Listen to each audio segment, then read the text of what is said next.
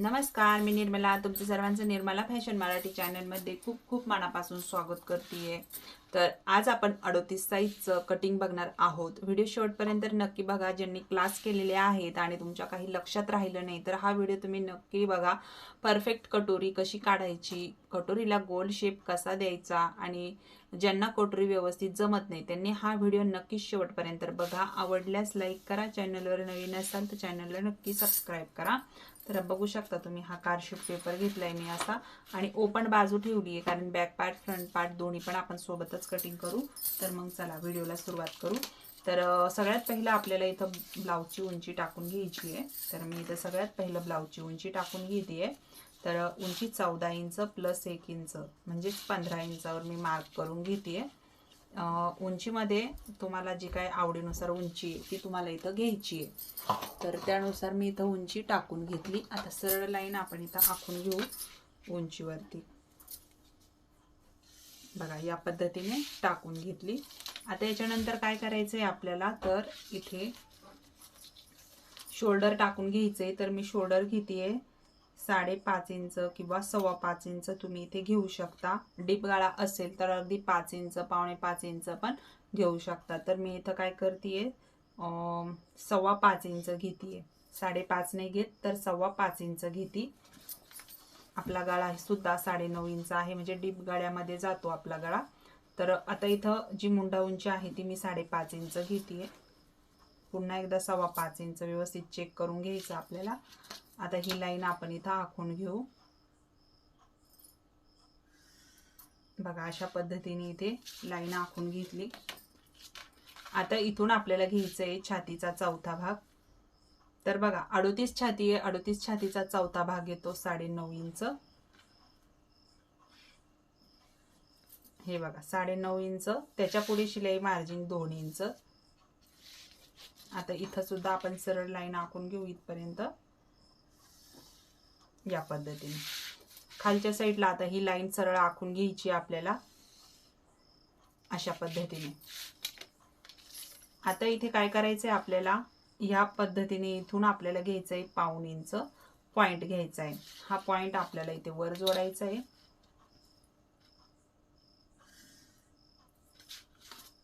बघा वरती जोडून घेतल्यानंतर आपल्याला काय करायचंय, आता इथून घ्यायचं आहे या पद्धतीने शेप. तर या पद्धतीने आपण इथं शेप घेतला बॅक पार्टचा. आता फ्रंटचाही पण लगेचच अशा पद्धतीने खोल घ्यायचा आणि आतला पण मोंढ्याचा आकार काढून घ्यायचा.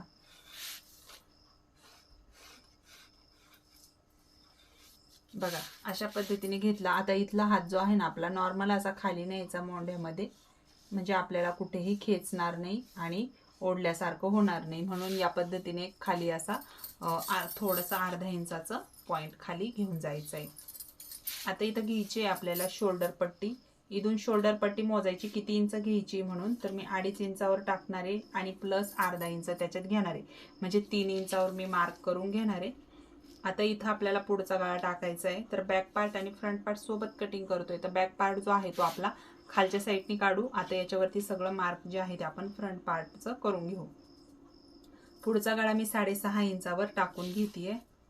आता इथून 2.5 इंच आपण इथं गळा रुंदी ठेवू. गळा रुंदी ठेवून अशा पद्धतीने आता आपण इथं बॉक्स काढून घेऊ. आता आपण इथून गोल गळ्याचा आकार देऊन घेऊ. तर कटोरी ब्लाउज आहे तर आपण इथं गोल गळ्याचा मार्क करून घेऊ.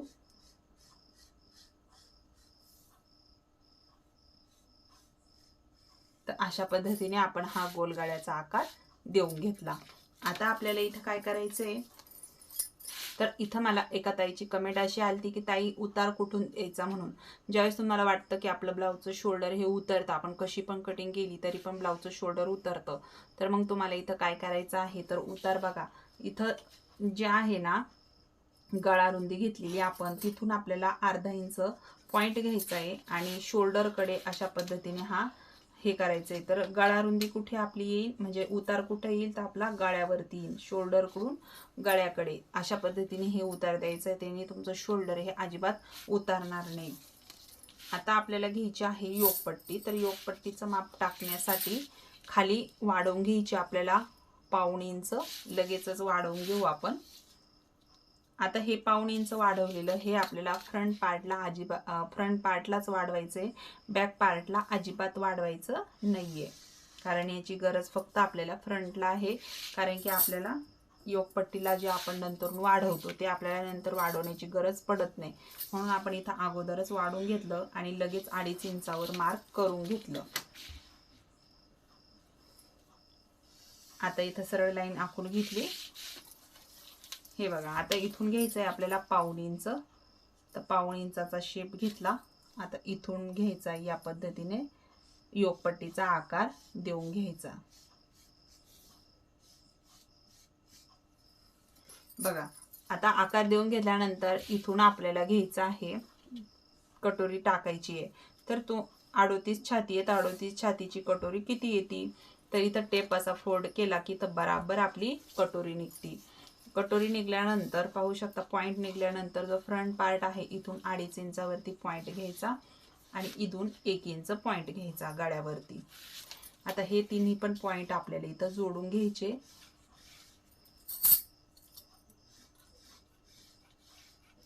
तर अशा पद्धतीने आपण हे जोडून घेतलं. सगळं मार्क झालं. आता आपल्याला इथं कटिंग करून घेऊ याची. आता इथं लक्षात ठेवायचं, जे आपण वाढवलेलं आहे हे आपल्याला बॅकला नाही वाढवायचं. तर आपली बॅकची उंची फक्त इथपर्यंत आहे. तर याचं मार्किंग आपल्याला इथं करून घ्यायचंय. तर मी आता ही कटिंग करून घेते.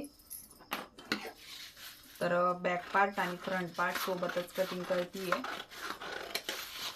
मोंढा कटिंग करताना आपल्याला सगळ्यात पहिलं जो बॅकचा मोंढा आहे तो इथं कट करून घ्यायचा आहे.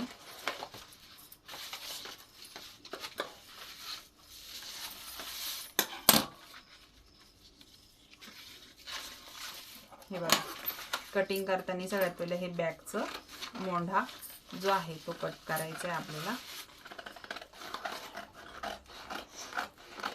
अशा पद्धतीने कट करून घेतला. आता जो आपला गळा रुंदीचं मार्किंग आहे ते इथे कट करायचं आहे आपल्याला. त्याचबरोबर हे बघा, त्याचबरोबर आपल्याला इथं जे गळा डाऊन केला तो पण इथं कट करून घ्यायचा आहे.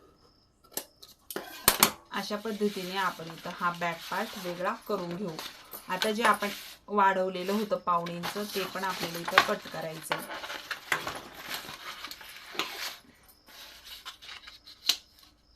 हे बघा,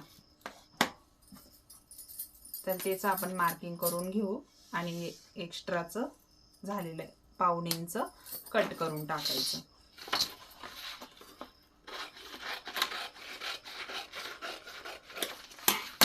तर अशा पद्धतीने आपण हा बॅक पार्ट काढून घेतला. इथं आवडीनुसार आपण गळा घ्यायचा आहे. आता संपूर्ण पार्ट जे आहेत ना ते वेगळे करून घेऊ. बघा, हा जो गळ्याचा राऊंड आहे तो, जो मोंढ्याचा राऊंड आहे तो कट करून टाकला आपण फ्रंट पार्टचा. आता आपण इथं वेगळी योकपट्टी करून घेऊ.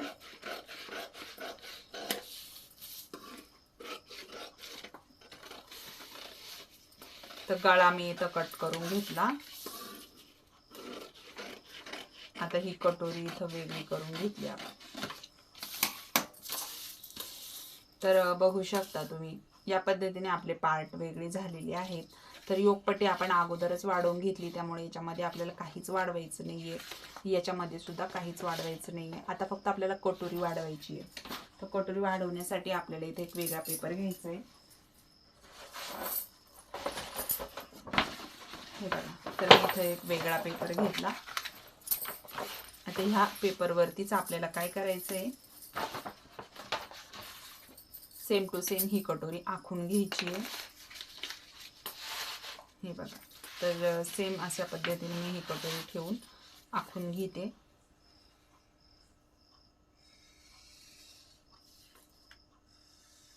तर आपण इथं अशा पद्धतीने ही कटोरी आखून घेतली बघा. तर तुम्ही अजून लाईक केलं नसेल व्हिडिओला तर नक्की लाईक करा आणि व्हिडिओ कसा वाटला कमेंट करून नक्की सांगा. तर बघा, ज्या साईडनी आपली हुकलूक पट्टी आहे त्या साईडनी 1.5 इंच वाढवलं आणि ज्या साईडनी इकडं राऊंड आहे म्हणजे गोल शेप आहे तिथं पण आपण 1.5 इंच वाढवलं. आता ह्या पॉईंटचाही आपल्याला इथं घ्यायचा आहे मधला सेंटर. बघा, मधला पॉईंट काढून घ्यायचा आणि ह्या पॉईंटपासून पण खाली 1.5 इंच मोजून घ्यायचं. आता हे पॉईंट आपल्याला घ्यायचे आहे जोडून आणि जिकडनं हुकलूक पट्टी आहे इथं सुद्धा आपल्याला 1/2 इंच वाढवायचे आणि इथं सुद्धा 1/2 इंच वाढवायचे. आता हे पॉईंट घ्यायचे आहेत आपल्याला जोडून. तर हे बघा, आपण एवढे पण पॉईंट जोडून घेतले. आता जो गोल शेप आहे तो आपल्याला इथे व्यवस्थित अशा पद्धतीने बघा शेप द्यायचा आहे. जेवढा तुम्ही छान आकार देशाल तेवढी तुमची कटोरी व्यवस्थित येईल. जास्त फुगरट पण नाही करायची कटोरी, नाही तर मग आपली कटोरी व्यवस्थित दिसत नाही. तर व्यवस्थित शेप वगैरे द्यायचा. तर बघा, 38 साईजची कटोरी तयार झाली. आता हिला मी कटिंग करून घेते.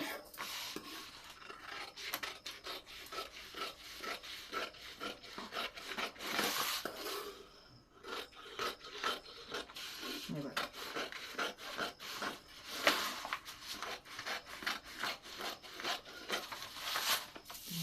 तर आपली कटोरी इथं वेगळी झालेली आहे. पाहू शकता तुम्ही.